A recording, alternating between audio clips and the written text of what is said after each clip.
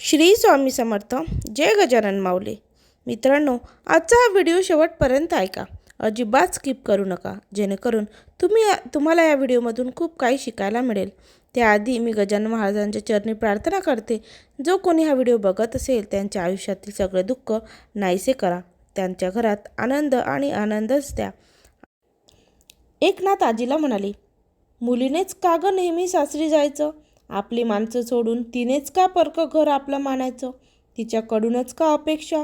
जुनं अस्तित्व विसरायची? तिच्यावरच का जबाबदारी? नवीन नाव वापरायची? आजी म्हणाली, अगं वेडे, हा तर सृष्टीचा नियम आहे. नदी नाही का जात सागराकडे आपलं घर सोडून? तो येतो का कधीतरी तिच्याकडे आपली वाट मोडून? तिचं पाणी किती गोड तरीही ती सागराच्या खारट पाण्यात मिसळते. आपलं अस्तित्व सोडून ती त्याचीच बनून जाते. एकदा सागरात विलीन झाल्यावर तीही सागरच तर होते. पण म्हणून नेहमी तिच्या पुढेच नतमस्तक होतात लोक. पाप धुवायला समुद्रात नाही, गंगेतच जातात लोक.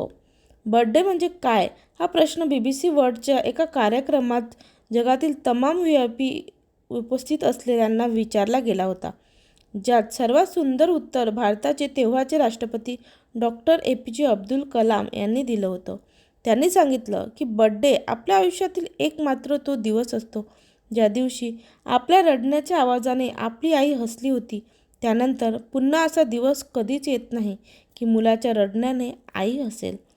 देवाला आपण घाबरलो नाही तरी चालेल, पण आपल्या कर्मापासून घाबरून राहा, कारण शिवाय ओव्या, शाप किंवा आशीर्वाद, निंदा किंवा स्तुती, सुख किंवा दुःख, यापैकी आपण जे दुसऱ्याला देऊ ते न चुकता परत आपल्याकडे येणार.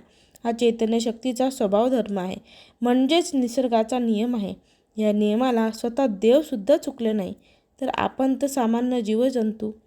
ना पगार, ना इन्क्रिमेंट, ना कॅज्युअल लीव, ना सिक लीव, ना पर्सनल लीव, ना प्रमोशन, ना निवृत्ती. आयुष्यभर विनामोबदला काम. तरीही मला विचारलं जातं, दिवसभर तू करते तरी काय? कोणत्याही गोष्टीची तक्रारी करत राहणं फार सोपं असतं, पण त्यातील चांगला भाग ओळखून त्याचं कौतुक करता येणं फार कठीण असतं. ते करायला शिका. अमिताभ बच्चन यांच्या वडिलांनी त्यांना शिकवलेली एक गोष्ट त्यांनी आज जन्म लक्षात ठेवली, ती म्हणजे मन का हो तो अच्छा, ना हो तो ज़्यादा अच्छा. म्हणजेच काय, जेव्हा तुमची इच्छा नसतानाही एखादी गोष्ट तुम्हाला करावी लागते तेव्हा ती त्या अज्ञात शक्तीची इच्छा असते असं समजा आणि विश्वास ठेवा. ती अज्ञात शक्ती तुमचं कधीच वाईट करणार नाही. सगळ्यांना एकच हृदय देवाने दिलेलं आहे, मात्र डॉक्टर होणार असाल तर तुमच्याकडे 2 हृदय निश्चित हवीत. एक बायोलॉजिकली असलेलं आणि दुसरं म्हणजे सहृदय किंवा दयाळू. हे लक्षात ठेवा. काय आहे कल्चर ऑफ एक्सलन्स? दररोज स्वतःशी स्पर्धा करत स्वतःला सर्वोत्कृष्टच्या दिशेने नेत राहणं. कालपेक्षा आज अधिक चांगलं करत राहणं. स्वप्न बघणं, स्वप्नपूर्तीसाठी लक्ष ठरवणं. एक लक्ष साध्य झालं की त्यापेक्षा मोठं लक्ष स्वतःपुढे पुन्हा ठेवणं आणि अशा प्रकारे जगत राहणं. त्यामुळे आपल्यापैकी प्रत्येकजण स्वतंत्रपणे झळाळून उठेल. नुसत्या वाचणारे माणूस मोठा होत नाही. वाचलेल्या विचारांना स्वतःचे अनुभव जोडायचे असतात, म्हणजे ते साहित्य स्वतःपुरचं चिरंजीव होतं. करमणूक करून घेतानाही स्वतःला खर्ची घातल्याशिवाय ती करमणूक भिनत नाही. साहित्य हे निव्वळ चुन्यासारखं असतं, त्यात आपल्या विचारांचा काट टाकल्याशिवाय आपल्या आयुष्याचा ग्रंथ रंगत नाही.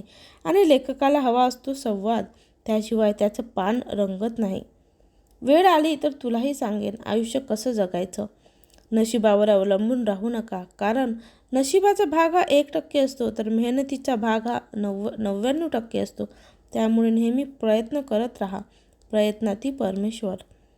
पंक्तीत मीठ वाढणारा परत कधीच येत नाही. तसेच काही माणसं देखील आपल्या आयुष्यातून एकदा निघून गेले की परत येत नाही. बहुधा ते गेल्यावरच आपल्याला त्यांची किंमत कळते. मित्रांनो, तुम्हाला जर माझं बोलणं पटत असेल, हा व्हिडिओ आवडला असेल तर चॅनलला नक्कीच सबस्क्राईब करा. व्हिडिओला एक लाईक करून कॉमेंटमध्ये श्री स्वामी समर्थ जय गजानन माऊली नक्की लिहा. व्हिडिओ शेवटपर्यंत पाहिल्याबद्दल तुमचे मनापासून आभार. धन्यवाद.